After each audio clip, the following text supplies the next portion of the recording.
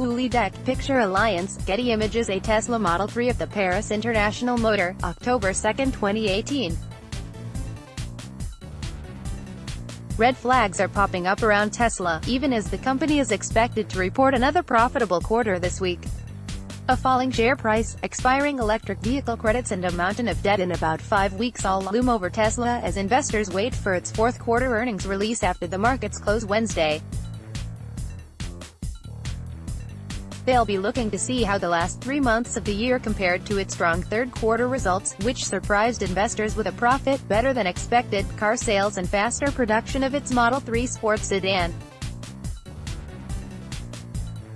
CEO Elon Musk said earlier this month that Tesla was also profitable on an unadjusted basis during the fourth quarter, although it was smaller than the previous 3 months.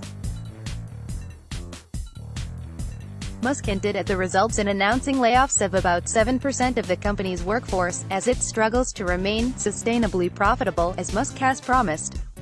This quarter, as with Q3, shipment of higher-priced Model 3 variants, this time to Europe and Asia, will hopefully allow us, with great difficulty, effort and some luck, to target a tiny profit, Musk said in a Jan.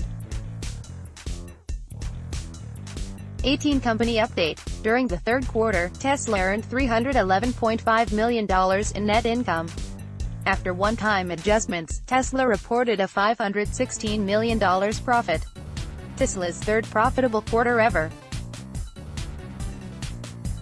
Shares of Tesla closed at $296.38 a share Monday, down about 15% from where they were a year ago.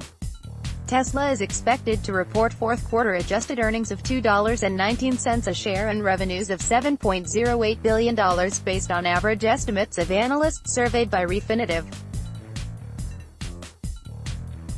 "We have been fairly alarmed by some of the news flow coming out of Tesla," said CFRA analyst Garrett Nelson, who has a buy rating on the stock with a price target of $390. Of particular concern is Tesla's recent decision to cut prices across its lineup by about $2,000 to offset the impact of a reduced federal tax credit for electric vehicles. The credit was cut in half from $7,500 to $3,750 starting Jan.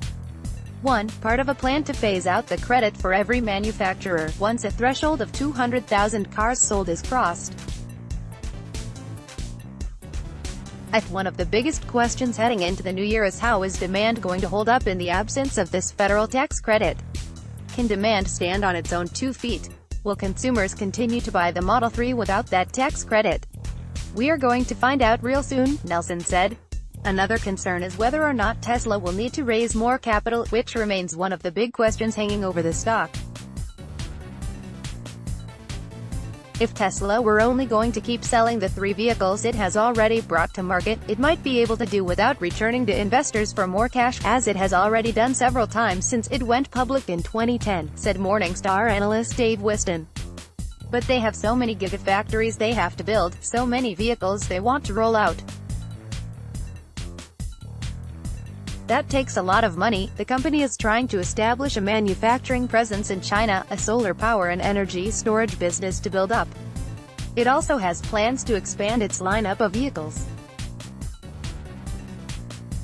Tesla is widely regarded as a unique phenomenon in the auto market, with a strong brand, charismatic CEO and cult-like following. But the company's primary vehicle is a sedan in a market that is turning toward SUVs and crossovers. There are a number of competitors, including veteran automakers, releasing models for both the premium and mass market over the next few years. Tesla has plans to launch a crossover utility vehicle called the Model Y, but the development and production ramp for the Model 3 suggests that could be expensive. Don't forget there are launch costs associated with the Model Y before you can begin making money off of it, Whiston said. Tesla also has about $920 million in convertible debt due March 1. The bondholders can convert the debt into equity if the shares traded are above the strike price of $359.87. If the shares remain below that price as they are today, Tesla would likely have to pay off the notes with cash. Tesla probably would have been wiser to raise money last year when shares were trading at a higher price, Nelson said. They are kind of in a bind, Nelson said.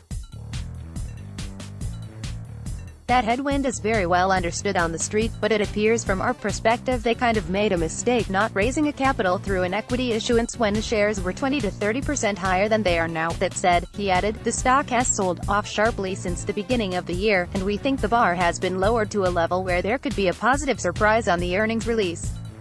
The expectations have been reset.